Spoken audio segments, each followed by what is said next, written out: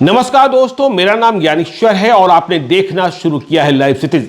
देखिए, आज गणतंत्र दिवस है, लेकिन बिहार में हलचल बहुत तेज है, सियासी तापमान बहुत गर्म है और बिहार की तीनों बड़ी पार्टियां बीजेपी, आरजेडी और जेडीयू अपनी अपनी तैयारियों में लगी हुई है, क्योंकि बिहार में सत्ता हस्तांतरण करीब करीब तय हो चुका है।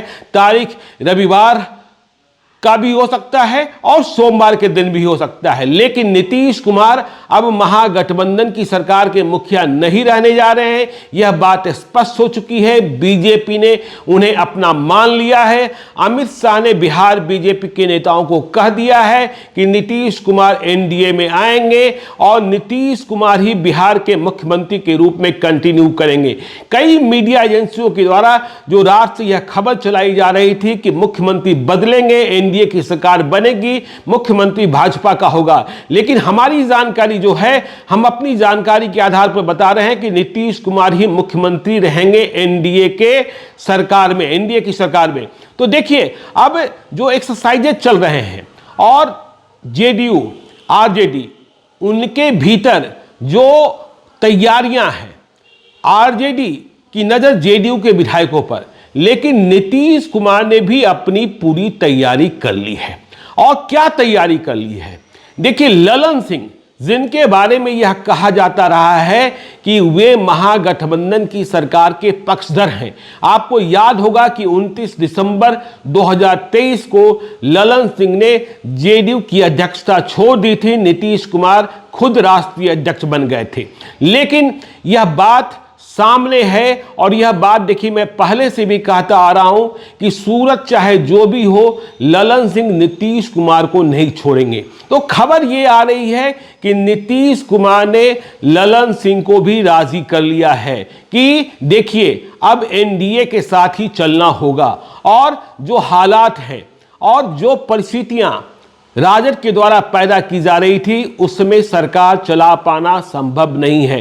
कल रोहिणी आचार्य, लालू यादव की बेटी, ने जो ट्वीट किया, उसके बाद तो गुस्सा और भी बढ़ गया। तो ललन सिंह को मना लिया गया है। ललन सिंह, देखिए, ललन सिंह की आपत्ति, हमें जो खबर है इस बात पर थी कि कभी कभी नीतीश कुमार के मन मस्तिष्क में यह बात घुस जाती थी कि हम अकेले भी चुनाव लड़ सकते हैं और जीत सकते हैं।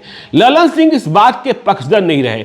नीतीश कुमार महादलित, अति पिछड़ा, सवर्ण जातियों और अपने किए हुए काम को गिनते थे, फिर इसके बाद मानते थे कि हम जीत लेंगे। लेकिन 2014 में क्या हुआ था, यह आपको भी पता है, हमें भी पता है, पूरा देश जानता है। तो ललन सिंह कभी भी नीतीश कुमार से छिटकेंगे नहीं। तो ललन सिंह अब नीतीश कुमार के साथ हैं, साथ थे और साथ रहेंगे। देखिए, बहुत लंबा दोनों के बीच संबंध है। बीच में आपको याद होगा कि कुछ दिनों के लिए या कुछ महीनों के लिए जो संबंध में अनबन, खटास पैदा हुई थी, वह अब नहीं है। तो अब ललन सिंह राजी कर लिए गए हैं। ललन सिंह फिर से एनडीए में नीतीश कुमार के साथ ही जाएंगे। मुंगेर से लोकसभा के उम्मीदवार होंगे, मुंगेर से ही चुनाव लड़ेंगे। ललन सिंह ने इस आधार पर ही अध्यक्ष पद छोड़ा था कि हमें अपने लोकसभा चुनाव की तैयारी करनी है। तो देखिए, निराशा उन्हें हाथ लगेगी जो ललन सिंह के खिलाफ चुनाव लड़ने का मन बना रहे थे। मुंगेर संसदीय क्षेत्र से कई बीजेपी के चेहरे थे, कई दावेदार थे कि ललन सिंह के खिलाफ लड़ना है। और यदि हम बात करें कि नीतीश कुमार के बीजेपी में जाने से यदि किसी को सबसे अधिक मायूसी हो रही होगी, चिराग पासवान तो हैं ही, लेकिन सबसे बड़ा झटका जो लग रहा है वह आरसीपी सिंह को लगेगा। क्योंकि आरसीपी सिंह, जिन्होंने नीतीश कुमार को छोड़ा, नीतीश कुमार ने जिन्हें बेटिकट किया राज्यसभा से, मंत्री पद से इस्तीफा देना पड़ा चूंकि राज्यसभा के सदस्य ही नहीं रह गए, तो आरसीपी सिंह का अब क्या होगा? आरसीपी सिंह जो हसरतें पाल कर बैठे थे कि बीजेपी उनका ध्यान रखेगी, तो अब आरसीपी सिंह सबसे किनारे लग जाएंगे जब नीतीश कुमार एनडीए में पहुंच जाएंगे। तो देखिए, ललन सिंह राजी कर लिए गए हैं। ललन सिंह के साथ कई दौर की बातचीत हुई है नीतीश कुमार की। आपको पता होगा कि वर्चुअल मीटिंग में जहां से बात बिगड़ी, कन्वेनर को लेकर विवाद हुआ, उस बैठक में भी नीतीश कुमार ने अपने साथ ललन सिंह और संजय झा को ही रखा था। और जब राहुल गांधी ने कुछ बातें की थी जो नीतीश कुमार को चुभ गई थी, तो ललन सिंह बिल्कुल दीवार की तरह, और या यूं कहें कि ललन सिंह ने ही वो जवाब दिया जो नीतीश कुमार के मन में था। तो ललन सिंह नीतीश कुमार के साथ रहेंगे, साथ ही बने रहेंगे। अब देखिए दूसरी बात, विजेंद्र प्रसाद यादव के बारे में बहुत सारी खबरें चलती रही कि देखिए यह भी सच है कि विजेंद्र प्रसाद यादव वो नेता हैं जो महागठबंधन की सरकार बनाने की बुनियाद रखे थे, लेकिन विजेंद्र प्रसाद यादव नीतीश कुमार को छोड़ने नहीं जा रहे हैं। नीतीश कुमार ने उनसे भी अपनी बातें पूरी कर ली है, और विजेंद्र प्रसाद यादव का सम्मान पिछले दिनों वेटनरी कॉलेज ग्राउंड में कर्पूरी ठाकुर की 100वीं जयंती के मौके पर नीतीश कुमार ने अपने संबोधन में कैसे किया, यह भी सब उन्होंने देखा।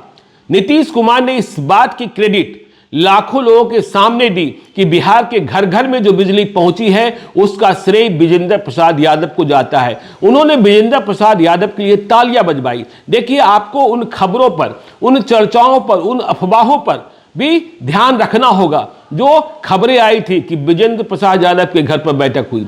अब देखिए बैठक क्या हुई थी, क्या नहीं हुई थी, उस बैठक में शामिल कई लोग से हमारी बात हुई। कईयों ने तो कहा कि देखिए वहां कोई ऐसी चर्चा ही नहीं थी, और कईयों के जो नाम उछले थे वे कह रहे थे कि वे तो उस दिन पटना में थे ही नहीं। तो विजेंद्र प्रसाद यादव, जिन्हें लालू यादव के परिवार का करीब माना जाता है, वे भी नीतीश कुमार के फैसले के साथ हैं। मतलब नीतीश कुमार एनडीए में चल रहे हैं, तो विजेंद्र प्रसाद यादव जो लालू यादव और नीतीश कुमार के बीच की कड़ी है, वे नीतीश कुमार के साथ ही रहेंगे। यह ध्यान देने की बात है। तो जो आरजेडी का अभ्यास चल रहा है, जो आरजेडी की कसरत चल रही है, जेडीयू के भीतर सेंधमारी करने की कोशिशें हो रही हैं, तो उसमें अब देखिए जेडीयू के भीतर कौन लोग इस बात से खफा हो सकते हैं जिन्हें लोकसभा का चुनाव लड़ना है, या फिर जिन्हें लगता है कि हमारे क्षेत्र में आरजेडी की पकड़ अधिक है, या फिर जातीय समीकरण जो आरजेडी का आधार है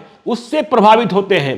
तो ऐसे लोग, और देखिए आपको हमने पहले भी बताया था कि जेडीयू के जीते हुए 16 सांसद हैं, और इन 16 सांसदों में से 13 एनडीए के साथ चुनाव लड़ने के पक्षधर हैं। तो नीतीश कुमार ने जिस दिशा में बढ़ने का फैसला किया है उस दिशा में बढ़कर अपने सांसदों को टूटने से बचा लिया है। यदि नीतीश कुमार महागठबंधन में ही बने रहते, इंडिया ब्लॉक में ही बने रहते, तो सबसे पहले उनके सांसद टूटते, और कई सांसद बिल्कुल बेताब थे कि जैसे ही लोकसभा का अंतिम सत्र समाप्त होगा वे पाला बदल लेंगे। तो अब पाला बदली का काम नहीं होगा। देखिए परेशान उन्हें होना है जो बीजेपी के दूसरे सहयोगी दल हैं, क्योंकि आपको हम लगातार बताते रहे हैं कि नीतीश कुमार के इंतजार में उन सहयोगी दलों के साथ बीजेपी के शीर्ष नेता, चाहे जेपी नड्डा हो, चाहे अमित शाह हो, उन्होंने सीटें फाइनल नहीं की थी। यह तय कर लिया था कि आप हमारे साथ हैं, एनडीए के हिस्सा हैं, लेकिन आपको कितनी सीटें दी जाएगी। देखिए उपेंद्र कुशवाहा के लिए काराकाट की सीट फाइनल है यदि वे एनडीए में बने रहते हैं तो, नीतीश कुमार के आने के बाद भी। लेकिन दूसरी सीट क्या होगी, तीसरी सीट क्या होगी, दूसरी मिलने के बाद क्या तीसरी भी मिलेगी, इस बात की गारंटी नहीं। ठीक इसी प्रकार जीतन राम मांझी, देखिए जीतन राम मांझी एक ऐसे नेता हैं जो शुरुआत से कह रहे हैं कि बिहार में परिवर्तन होना है, खेला होना है, और यह परिवर्तन और यह खेला जो है राज्य हित में है। देखिए नीतीश कुमार को जीतन राम मांझी समझते हैं, चाहे जितने विवाद हुए हों, चाहे जितने बाकी हुए हों।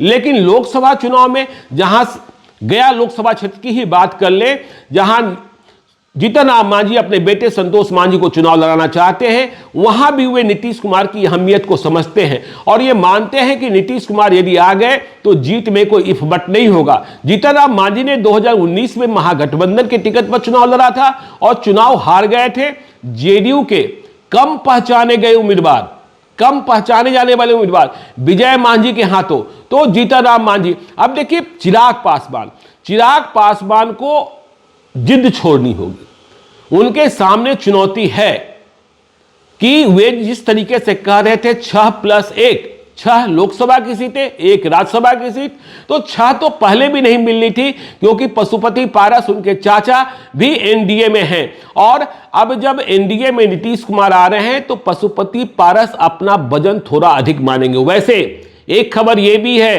कि पशुपति पारस की पार्टी के एक बहुत ही मजबूत नेता जो उनके परिवार से नहीं हैं और बिहार की राजनीति में दखल रखते हैं, बिहार की सबन राजनीति में, वे जेडीयू का दामन थाम सकते हैं। तो इन सारी खबरों पर हमें और आपको नजर रखनी होगी। बिहार की हलचल तेज है। ललन सिंह और विजेंद्र यादव से नीतीश कुमार ने बातें कर ली है। उन विधायकों के संपर्क में भी हैं जिनके बारे में यह चर्चा रहती है कि वे आरजेडी के प्रति प्रेम रखते हैं या आरजेडी के संपर्क में हैं। आपको यह भी खबर होगी कि नीतीश कुमार ने एक कड़ी शर्त रखी थी जब लालू यादव से बात हुई थी। जो अंदरूनी खबर है कि नीतीश कुमार ने कहा था कि बिहार विधानसभा के अध्यक्ष की कुर्सी हमें दे दीजिए, मतलब जेडीयू को दे दीजिए।